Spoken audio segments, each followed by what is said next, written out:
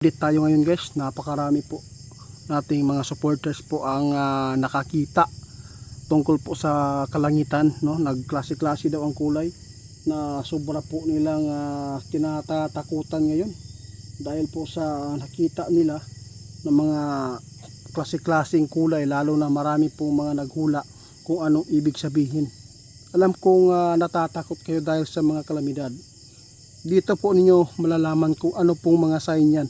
Sasagutin ni kaibigan. Kasama po natin sila nyo kaibigan. Good evening po. Salamat po. Good evening. Oh, tungkol po sa pagpula sa kalangitan kaibigan. Ano po yan? Diyos ko. Guys, alam kong narinig po inyong busis ni kaibigan. Inuna po niya ang pagpula ng kalangitan. Hindi yan maganda. Masama ang ipinahiwatig po ng panahon natin. Kailangan maghanda kayo. Itatanong pa rin natin kung anong kulay na nakita ng mga tao na tinatawag nilang kulay violet. Para ngayon lang ako at saka kulay blue. Kaibigan, isasabay po natin yan, ha?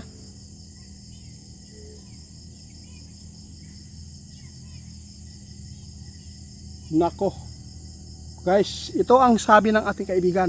Yung kulay blue at saka yung kulay may pagka-violet, medyo inagaw po niya ang masamang ipinapahiwatig sa pulang kulay.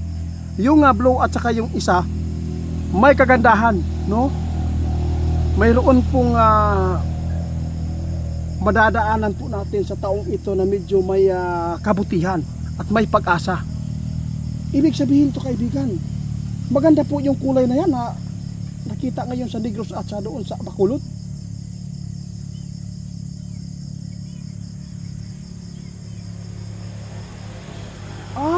Sige. Sa lahat po ng makapanood sa amin, ito lang po ang babala ni kaibigan. Sa totoo lang, yung pula, sobrang sama talaga yung pinapahiwatig. Pero ang nakalamang dito, may nakita na blue at saka yung kulay violet. Yun po ang ibig sabihin niyan. Mayroon pong mga lugar na may magandang ma-experience dito sa atin. At mayroon din pong lugar ngayon, tulad po ng pagpula ng kalangitan, na mayroon pong mga malagim na kalamidad, trahedya. Ingat po kayo. Ang pagpula sa kalangitan, simbolo po yan ng buhay ng isang tao, dugo. Kaya si kaibigan, pakinggan po niyo ulit ang kanyang babala ngayon.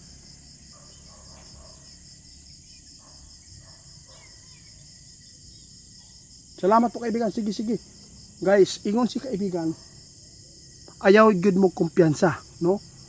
Kanang kulay blue o kining violet nagpasabot na naay mga lugar nga uban nga dili gud madaanan og kalamidad. Swerte kayo. Kung sino man po itong lugar na yan, may pag-asa na may makasagupa ng medyo maganda. Kinakabahan po ako dito kaibigan dahil po sa ipinapahiwatig ninyo buhay ng tao kapag yung kulay dugo, no? Buhay talaga guys. Kaya tandaan po ninyo ang sinabi ng ating kaibigan, no?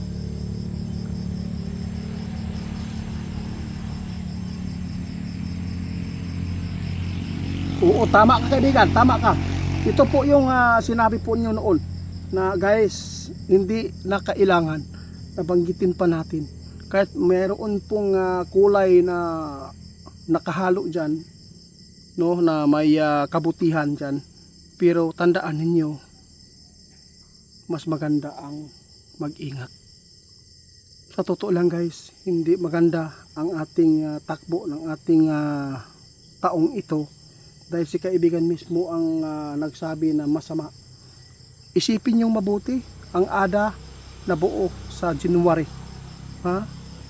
Noong 2025 wala tayong naranasan na bagyo sa January. Ngayon, grabe, kakaiba. Kaya sa lahat po na makapanood, mayroon pong bagyo na pumasok dito sa atin, yung ADA. Ibig sabihin nito, mayroon din papasok na malakas na lindol. Mag-ingat kayo sa trahedya guys. Isa po dito ang pagpula sa kalangitan. buhay ang nakataya. Guys, maawa kayo. Mag-ingat po kayo sa mga pasahero ninyo. Sa lahat po ng mga driver, ingat po kayo. Sinabi ng ating kaibigan, mas malala ang disgrasya ngayon. Mas maraming mamamatay na mga aksident sa dalan kaysa kining kalamidad. Muna tandaan nyo guys, mas marami daw ang mamamatay. Di ba kaibigan? Grabe. Salamat kaibigan. Guys, nag-ingon si kaibigan, hindi lang po dito sa bansa ninyo, kundi sa ibang bansa din, na mayroon pong mga kababalaghan po na mga pangyayari na hindi pa nila nasasagupa. Tulad po ng sinasabi namin na yung yelo, no? Yung pag-snow, sa sobrang kapal pwedeng kumitil ang buhay na hindi namamalayan ninyo sa gabi kayo natutulog. Kaya wag po tayo magmahimbing ng tulog. Kailangan po magmasid po sa labas ha. Kasi, oo. Salamat kaibigan, salamat. Sige. Babay po, babay. Guys, si kaibigan nagbabay na.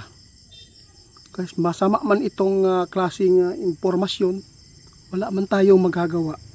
Isa po dito sa ipinapaabot sa atin ng mga subscriber po natin dahil sa kanilang natatakutang mga kulay ng kalangitan. Hindi lang sa Uslob, hindi lang po doon sa Cebu, pati pa sa Negros at saka dito sa Bacolod. Hindi lang po doon sa Bacolod, pati pa dito guys. Pero tandaan po niyo sinabi ng ating kaibigan.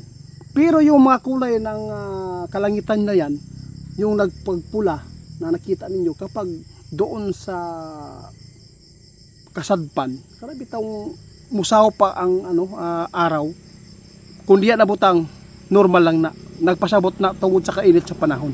Pero kung wala diyan nabutang ang kulay sa kuan na pagpula sa kalangitan diya sa kasagpan kaning kuan, pasabot ana mo tong giingon ni kaibigan, no? Amping ta dili maayo ang sign kana kung diha man nabutang kana sa pikas nga area, wala nabutang diya sa kuan na kasadpan na adlaw, maot kana. Pero nabutang diya sa kuan sa saupanan sa adlaw, ibig sabihin yan normal lang yan. Pero kung wala kay nabutang diya, delikado ta.